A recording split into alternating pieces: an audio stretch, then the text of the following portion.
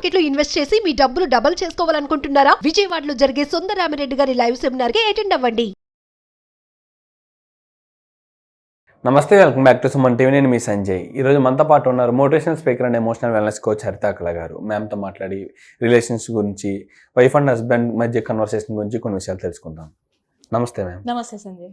ఒక wife and husband మధ్యలో conversation అనేది ఏ విధంగా ఉండాలి, ఏ విధంగా ఉండకూడదు అంటారు? అంటే కొన్ని కన్వర్సేషన్స్ అనేవి గొడవలకి దారితీస్తుంటాయి. కొన్ని కన్వర్సేషన్స్ వల్ల గొడవలు ఆగుతాయి, జరిగే గొడవలు కూడా. అండ్ అంతేకాకుండా కొన్ని వల్ల చిన్న ప్రాబ్లమ్స్ కూడా అవుతూ ఉంటాయి, వాళ్ళు చేసే పనుల విధంగా కానీ సంథింగ్ వేరేగా. అసలు వాళ్ళ మధ్య కన్వర్సేషన్ అనేది ఏ విధంగా ఉండాలంటారు? మనకి కాన్వర్జేషన్స్ గురించి మాట్లాడేవంటే 3 types ఆఫ్ కాన్వర్జేషన్స్ ఉంటాయి సంజయ్. వెరీ ప్రాక్టికల్ కాన్వర్జేషన్, ఓకేనా? అది ఒక టైప్. అంటే ప్రాక్టికల్గా మాట్లాడతాం, ఇది పాసిబుల్, ఇది పాసిబుల్ కాదు, ఇది ఓకే కాదు, వెరీ ప్రాక్టికల్. సెకండ్ వచ్చి ఎమోషనల్ కనెక్షన్ ఉంటుంది. Okay, how your feeling is important to me, right? ఓ నీకు ఫీలింగ్, యూ ఫెల్ట్ బ్యాడ్, నీకు అప్పుడు బాధగా అనిపించిందా, నీకు అప్పుడు ఎలా అనిపించిందా, ఇట్స్ ఓకే అన్న conversation is emotional connection, emotional conversation. Third వచ్చి సోషల్. ఇప్పుడు నువ్వు నేను ఏంటి జస్ట్ హాయ్ బాయ్ అని అంటాము, there is no emotional too much of bonding. నువ్వు ఎలా ఫీల్ అవుతున్నావు అన్నది నాకు అంత ఇంపార్టెంట్ అవ్వకపోవచ్చు. ప్రొఫెషనల్ కాబట్టి హాయ్ బాయ్ అంటాం, వెళ్ళిపోతూ ఉంటాం. రోడ్ మీద ఎవరైనా కలిస్తే కూడా hi, your smile is okay, have a good day, great day, bye, అంతే కదా. These are social connections. Exactly. Conversations అలా వాళ్ళతో డిఫరెంట్గా ఉంటాయి. ఇప్పుడు ఇక్కడికి వస్తే వైఫ్ అండ్ హస్బెండ్స్ మధ్యలో మనకు ఉండాల్సింది ప్రాక్టికల్ కాన్వర్జేషన్స్ కాదు, సోషల్ కాన్వర్జేషన్స్ అసలు ఛాన్సే లేదు. మనకి ఇద్దరికి ఉండాల్సింది వైఫ్ అండ్ హస్బెండ్స్కి ఎమోషనల్ కాన్వర్సేషన్. Emotional conversation.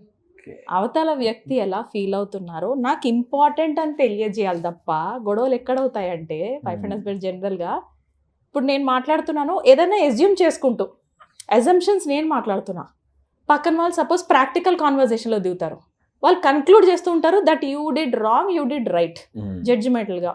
అప్పుడు కదా కాన్ఫ్లిక్ట్ వచ్చేది. ఇక్కడ ఏం ఎక్స్పెక్ట్ చేస్తున్నారు? Get into the partner's frequency, right? వాళ్ళేమో పాప ఎమోషనల్, అయ్యో నీకు ఎంత బాధ వేసిందా అని అడిగితే ఎక్స్పెక్ట్ చేస్తూ మాట్లాడుతుంటారు, నాకు ఎంత బాధ అయిందని చెప్పాలి వాళ్ళ ఉద్దేశం. ఇక్కడేమో జనరల్గా హస్బెండ్ ఏం చేస్తారంటే వెరీ ప్రాక్టికల్గా జనరల్గా ఉంటారనమాట. అయ్యో అలా అని ఉండకూడదు నువ్వు కూడా అనగానే దే విల్ బి లైక్, నువ్వేంటి వాళ్ళకి సపోర్ట్ చేస్తున్నావు? Can you see the conflict in the conversation? So ఇంకొకటి, వైఫ్ అండ్ హస్బెండ్స్ మధ్యలో మాట్లాడుకునే ప్రభావం చాలా మన సైకలాజికల్గా పడుతుంది సంచి. పిల్లల్ని పేరెంట్స్ పైన అంత పడదు, పేరెంట్స్ది పిల్లల పైన కూడా అంత పడదు. కానీ భార్య భర్త పైన, భర్త భార్య పైన ఒకరినొకరు ఏదైనా ఒక్క మాట అనుకొని ఆ రోజు ఆఫీసులకు వెళ్ళండి, ఎంత చుట్టూతా హ్యాపీ మూమెంట్స్ ఉన్నా లోపల ఏంటో బ్యాక్గ్రౌండ్ మ్యూజిక్ లో నడుస్తుంటుంది, గమనించాలి. బ్యాక్గ్రౌండ్ మ్యూజిక్ లో వాళ్ళు అన్న మాటలు వినబడుతుంటాయి బ్యాక్ ఎండ్ లో. ఇక్కడ ఎంత అందరూ ఒకవేళ మూవీకి వెళ్ళి ఎంజాయ్ చేస్తూ ఉన్నా కూడా ఆ బ్యాక్గ్రౌండ్ లో వాళ్ళు ఒక ఇన్సల్ట్ మాట ఏదైనా ఉంటే అదే వినబడుతుంటుంది. బికాజ్ మనకు అనిపిస్తుంది పార్ట్నర్ నోస్ అబౌట్ అస్. మన పార్ట్నర్తో అన్ని సంవత్సరాలు ట్రావెల్ చేయటమో లేకపోతే వాళ్ళని నమ్మి ఆ రిలేషన్షిప్లో దిగుతాం కదా. సో భార్యకి భర్త ఒక మాట అన్నా, భర్తకి ఒక భార్య అన్నా, వాళ్ళకి ఎంత పైకి తీసుకెళ్తారో అంతే కిందకి కుదేసే మాటలు కూడా ఉంటాయి, రైట్? లిటరల్గా చెప్పాలంటే మన పర్సనాలిటీని వాళ్ళ మాటల ద్వారా మనం కూడా డిజైన్ చేసుకుంటూ ఉంటాం, రైట్? ఇక్కడ అలా అని మేడం నా లైఫ్ అంతా హస్బెండ్ చేతిలోనే ఉందా, నా లైఫ్ అంతా వైఫ్ చేతిలోనే ఉందా అంటే కాదు. జస్ట్ ఒక నిమిషం ఒక మెట్ పైకి వెళ్ళి నా పార్ట్నర్ నాకు ఏం చెప్పడానికి ట్రై చేస్తున్నారు, రైట్? ఓకే, తను ఎలా ఫీల్ అవ్వాలో చెప్పాలనుకుంటుంది, అంతే. నేను ఒక 4 years back Ram Jaladurgam sir Nag sir videos విన్నాను. It was very good point. నాకు అది లైఫ్లో నేను ఇంప్లిమెంట్ చేసుకున్నాను. ఏంటి అంటే, ఒక భార్య రోజంతా ఇంకెవరు ఉంటారు భార్యకి? జనరల్గా హౌస్ వైఫ్ తీసుకుంటేని భర్త, పిల్లలు, వాళ్ళే లోకం. అంతా చేసుకుని చిన్న నైబర్స్ 2-3 కాల్స్ తప్ప వాళ్ళు మళ్ళీ ఈవినింగ్ దాకా వెయిట్ చేసేది వీళ్ళ కోసమే.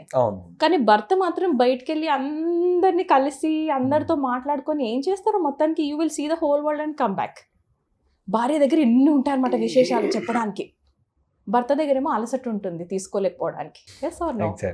ఆ టైంలో హస్బెండ్ ఏం చేస్తారు? జనరల్గా వైఫ్ ఏదైనా డిస్కస్ చేస్తుంది అనుకో, వీళ్ళు ఏం చేస్తారు? అయ్యో నన్ను వైఫ్ ఏదైనా డెసిషన్ తీసుకోవడానికి నన్ను అడుగుతుందేమో అన్న మోడ్లోకి వెళ్ళిపోతారట. వెళ్ళిపోయి ఇది రైట్, ఇది రాంగ్ అని చెప్తారట.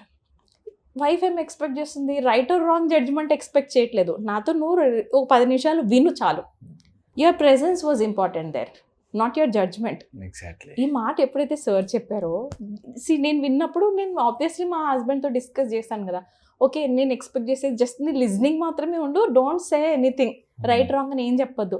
Trust me, it improved a lot in our relationship. So types of కాన్వర్జేషన్లో what types of conversations are you having? ఒక సర్జన్ ఉన్నారు Sanjay, he's completely related to this, అంటే కింద మన ప్రైవేట్ పార్ట్స్ దగ్గర చిన్న చిన్న సిస్ట్స్ స్టడీ చేసే సర్జన్ ఆయన.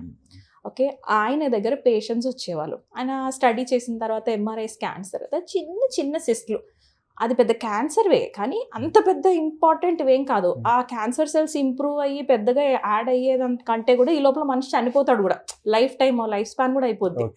అంత nothing much to worry kind of cancer అది. ఓకేనా, అన్ని క్యాన్సర్స్లో ఇది చాలా పిచ్చలైట్ క్యాన్సర్ అంట. సో డాక్టర్కి తెలుసు ఇంత నాలెడ్జ్ ఉంది కాబట్టి, బట్ పేషెంట్స్లో వచ్చే వాళ్ళకి it's like how my God cancer detect అయిందా. యా. సో ఒక అతను వచ్చాడు అనమాట. ఒక అతను వచ్చినప్పుడు పేషెంట్కి చెప్పాడు, ఈ డాక్టర్ కూర్చోబెట్టి, దిస్ ఈస్ టూ ప్రాక్టికల్, మీకేం అవసరం లేదు, మీకేం అవ్వదు, ఇది పెద్ద సర్జరీ కూడా అవసరం లేదు అని ఎంత ఎక్స్ప్లెయిన్ చేసి వదిలిపెట్టేశాడు. నెక్స్ట్ డే నా రాంగ్ అని he was like, I don't know what's wrong, అంటే మీరు నిన్న నాకు ఏం చెప్పినా నాకు అనవసరం, let's get the surgery done, ముందు నాకు సర్జరీ చేసేయండి అన్నాడు. అండ్ డాక్టర్ అబ్జర్వ్ చేస్తే ఆయనకు దగ్గరకు వచ్చిన పేషెంట్స్ ఆయన అందరికీ అవసరం లేదు సర్జరీ అనే చెప్తున్నాడంట. వచ్చిన వాళ్ళందరూ నాకు సర్జరీ చేసేయండి అని వస్తున్నారట.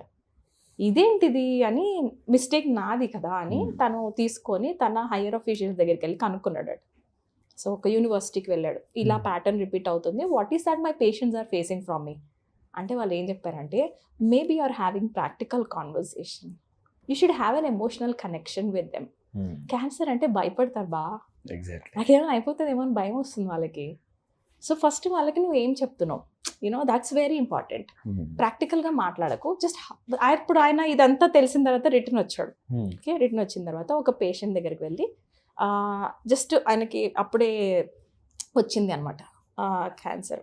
ఆయన నెక్స్ట్ డే ఇట్లా హగ్ చేసుకొని, ఫస్ట్ మీకేం కాదు, ఇది ధైర్యంగా ఉండొచ్చు, ఇది ఒక very small cancer, so you don't need to worry అని చెప్పిన తర్వాత, ట్రస్ట్ మీ, ద పేషెంట్ అప్పటిదాకా ఒక ఫీలింగ్లో ఉన్నాడట.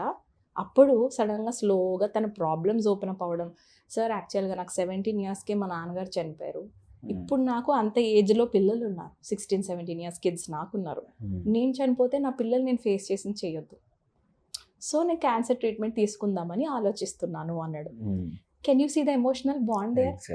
అలా 8 minutes ఆఫ్ ఎమోషనల్ కనెక్షన్ తర్వాత they had 7 minutes of practical conversation. ఇది వర్కౌట్ అయిందంట పేషెంట్స్తో. He wrote a whole book about this emotional conversation and then practical conversation. ఇది కదా ఇంపార్టెంట్ సంజయ్, ఇది ఇంపార్టెంట్.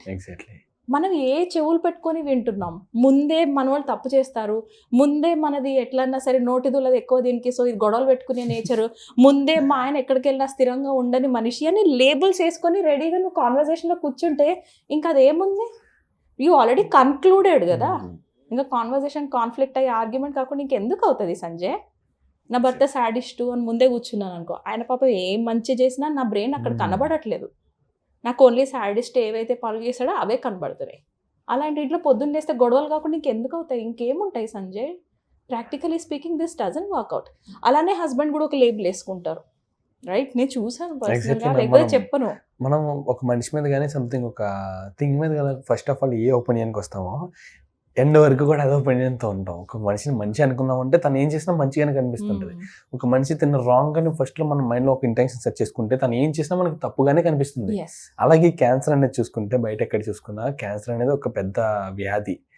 అది దానికి కొన్ని సందర్భాల్లో క్యూర్ ట్రీట్మెంట్ ఉంది, కొన్ని సందర్భాల్లో లేదు. ఆ భయం వీళ్ళకి ఏర్పడుతుంది తప్పితే ఒక క్యాన్సర్ అని చెప్పగానే వాళ్ళు భయపడేది అదే. ఎగ్జాక్ట్లీ అందరికి వచ్చింది నాకు వచ్చింది అమ్మో. ఎమోషన్ కనబడుతుందా అంటే నేను మాట్లాడాల్సింది మనిషితో కాదు. క్యాన్సర్ వచ్చిన పేషెంట్స్కి కూడా మనం ఫస్ట్ మాట్లాడాల్సింది వాళ్ళ వెనకాల ఉన్న భయంతోని.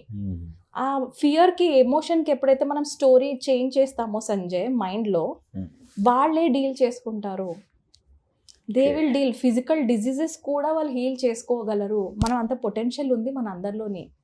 బట్ జస్ట్ ఫియర్స్ డామినేట్ చేస్తూ ఉంటాయి మన లైఫ్లో, అంతే. So have good bond with the wife and husbands. నేనైతే అదే రిక్వెస్ట్ చేస్తాను. హస్బెండ్ కూడా ఒక్కొక్కసారి దిస్ ఈజ్ లైక్ అది ఒక వర్డ్ ఎవరో బాగా యూస్ చేస్తారు నా క్లయింట్లో వైఫ్కి, silly, you know, immatured, my wife is so immatured. అంటే నువ్వు ఆల్రెడీ లేబుల్ వేసేసుకుంటే ఆ అమ్మాయి ఏం చేసినా he's adding story to this examples దీనికే యాడ్ చేస్తున్నాడు.